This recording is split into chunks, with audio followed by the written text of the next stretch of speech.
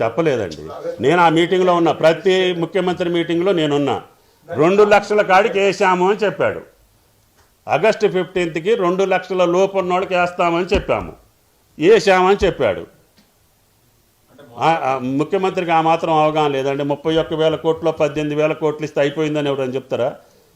2 లక్షల కాడికి వేస్తాము, 2 లక్షల లోపున్న రైతులకి ఆగస్టు 15కి వేస్తామని చెప్పి వరంగల్ గడ్డ మీద రైతు సంఘర్షణ సమితి ఏర్పాటు చేసి రైతు డిక్లరేషన్ లో తెలంగాణ రాష్ట్ర రైతాంగానికి 2 లక్షల వరకు రైతు రుణమాఫీ చేస్తామని చెప్పి కట్టుబడి 8 నెలలు తిరగకంటే ముందే తెలంగాణ రాష్ట్రంలో ఉన్న లక్షలాది మంది రైతాంగానికి 2 లక్షల రూపాయల రుణమాఫీ 31,000 కోట్ల రూపాయలను వారికి రుణ విముక్తులను చేసి బ్యాంకుల నుంచి వాళ్లకు స్వేచ్ఛను ప్రసాదించి నా తెలంగాణ రైతాంగం ఈనాడు తెలంగాణ రాష్ట్రంలో రుణ విముక్తులై స్వేచ్ఛా వాయువులు పీల్చుకునే విధంగా ఈనాడు కాంగ్రెస్ పార్టీ నిర్ణయం తీసుకున్నది.